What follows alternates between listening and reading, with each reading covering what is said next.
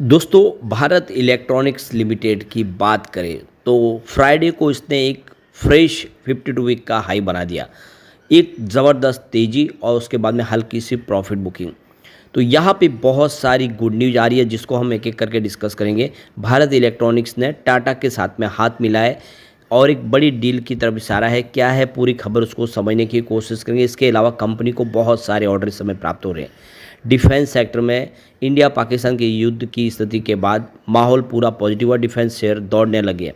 ऐसे में भारत इलेक्ट्रॉनिक्स की क्या संभावना, उसको जानने की कोशिश करेंगे इस वीडियो के माध्यम से। दूसरी तरफ अगर हम हिंदुस्तान एरोनॉटिक्स लिमिटेड की बात करें, यहाँ पे भी काफ़ी बड़ी गुड न्यूज़ निकल के आ रही है। स्टॉक ने शानदार दौड़ लगाई है। अब आगे की क्या संभावना बन रही है उसको जानने की कोशिश करेंगे इस वीडियो के माध्यम से। लेकिन फ्रेंड्स, उससे पहले अगर आप पहली बार हमारे चैनल पे आए तो चैनल को सब्सक्राइब कर दीजिए, एक बेल आइकॉन दबा दीजिए ताकि जब भी नया वीडियो बने पहला नोटिफिकेशन आपको मिले। वीडियो पसंद आए तो लाइक से ज़रूर कीजिए।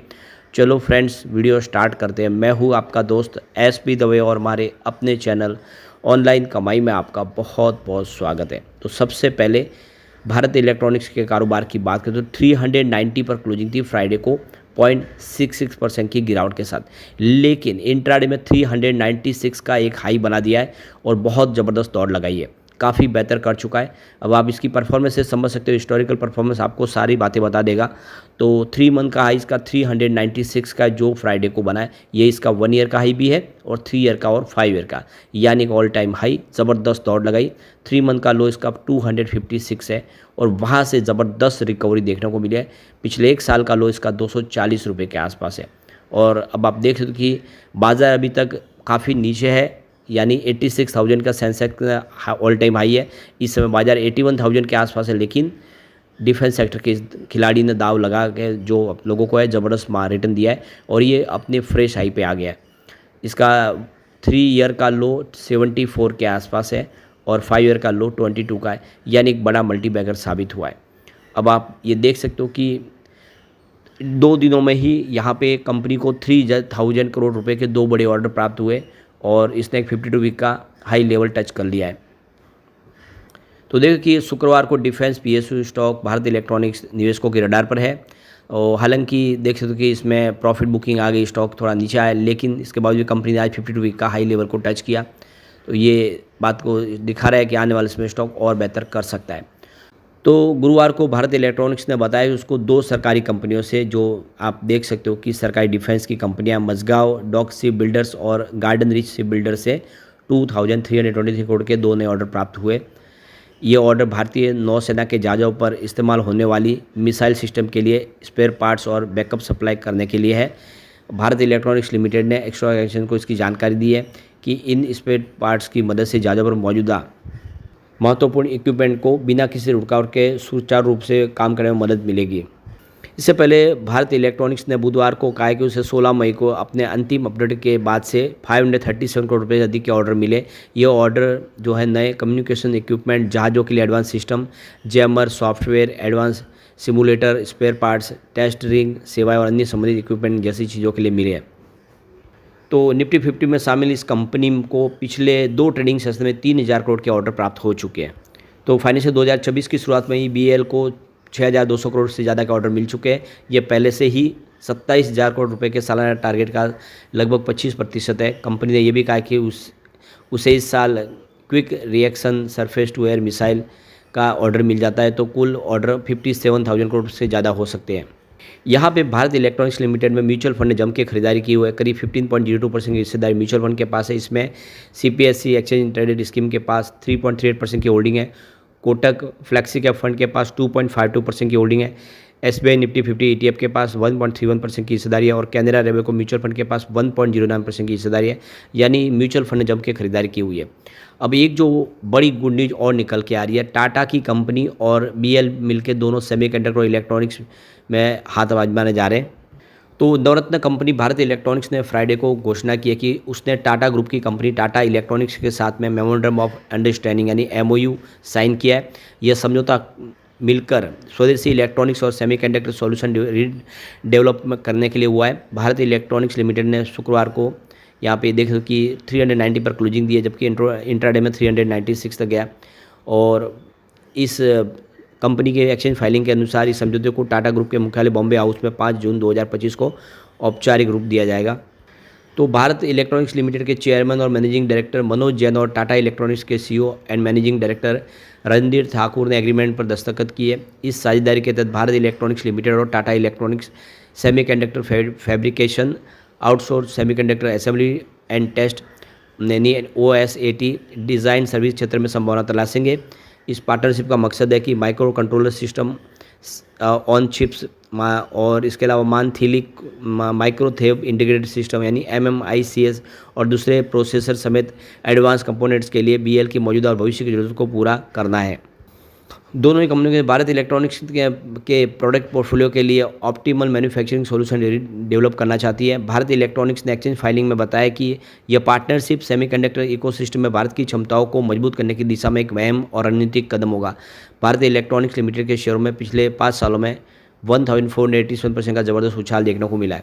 3 साल में नवरत्न कंपनी ने 384% का जबरदस्त रिटर्न दिया है। पिछले 1 साल में 43% की तेज़ी बनी है और आप देख सकते हो इस साल भी 33% की तेज़ी ऑलरेडी बन चुकी है। तो काफ़ी बेहतर करो, पिछले 1 महीने में 26% की तेज़ी बनी है। तो काफ़ी शानदार यहाँ पे एक के बाद एक जो खबर निकल के उसका पॉजिटिव असर देखने को मिल रहा है। यहाँ पे बात करें कंपनी की परफॉर्मेंस की, मार्च 2024 में 8,790 करोड़ के आसपास रिवेन्यू था और आप देख सकते हो कि यह मार्च 2025 में बढ़ के 9,344 करोड़ तक पहुंच गया। दिसंबर में 5,957 करोड़ का रेवेन्यू था। रेवेन्यू बढ़ा है, चाहे आप क्वार्टर ऑन क्वार्टर बेसिस पे देख ले या ईयर ऑन बेसिस पे देख ले। प्रॉफिट की बात करें तो मार्च 2024 में 1,786 करोड़ के आसपास था, जो मार्च 25 में 2,121 करोड़ तक पहुँच गया और दिसंबर में 1,301 करोड़ के आसपास था। तो प्रॉफिट भी ज़बरदस्त बढ़ा है, चाहे आप क्वार्टर ऑन क्वार्टर बेसिस पे देखें या ईयर ऑन बेसिस पे। साथ में इसका प्रॉफिट लगातार हर साल बढ़ रहा है। 2020 में 1,793 करोड़ के आसपास था, जो 2024 तक बढ़ते हुए 3,943 करोड़ तक पहुंच गया। ज़बरदस्त वृद्धि हुई है, दुगुना से ज़्यादा प्रॉफिट 4-5 सालों में बढ़ चुका है। तो नेटवर्थ भी बढ़ रहा है। 2020 में 10,086 करोड़ के आसपास था, जो 2024 में 16,344 करोड़ तक पहुँच गया। वाकई में भारत इलेक्ट्रॉनिक्स एक गोल्ड है जो आने वाले समय बहुत ही बेहतर कर सकता है। चलते हैं हिंदुस्तान एरोनॉटिक्स लिमिटेड की तरफ। 4,982 पर क्लोजिंग थी 1.77% की गिरावट के साथ। अब इसकी हिस्टोरिकल परफॉर्मेंस देखें तो 3 मंथ का ही इसका 5,165 का है और 1 ईयर का इसका 5,674 का है। यही 3 ईयर का ही भी है और 5 ईयर का ही भी है। फिलहाल स्टॉक अपने ऊपरी लेवल से थोड़ा नीचे जरूर है, लेकिन बहुत ही बेहतर कर रहा है। पिछले 3 महीने का लो इसका 3,355 का और वहाँ से ज़बरदस्त दौड़ लगाई है। 1 ईयर का लो इसका 3,046 का है और 3 ईयर का लो इसका 850 का है, 5 ईयर का लो 309 का है। तो एक बड़ा मल्टीबैगर साबित हुआ है।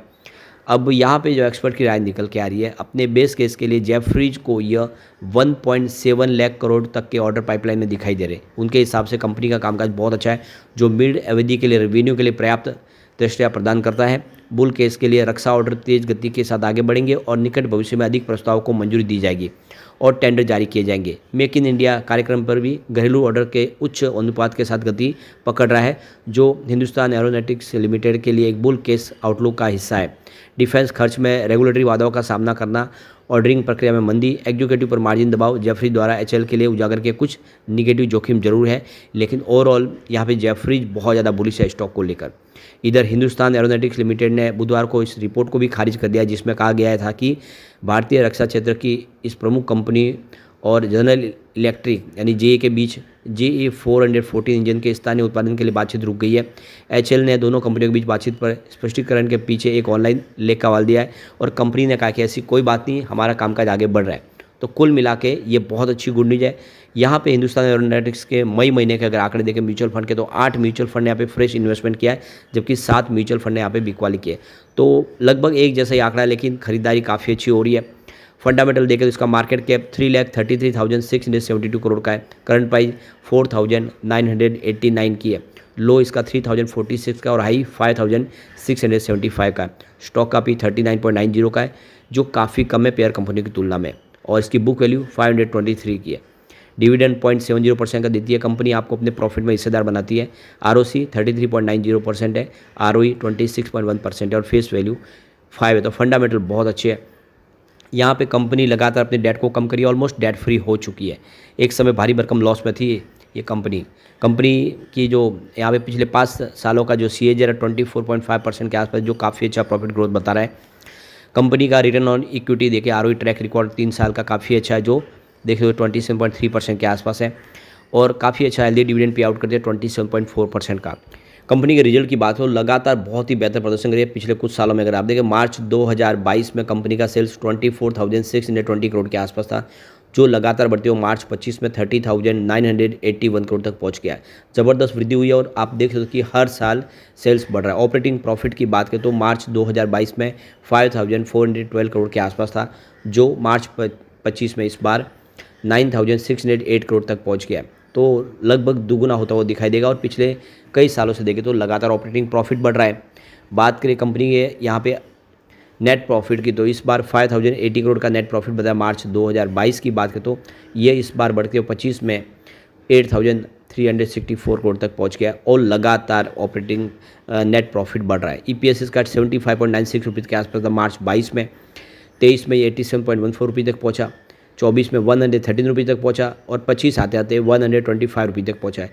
ये इशारा है कि कंपनी का कारोबार अच्छा है और आने वाले समय ये स्टॉक कमाल कर सकता है।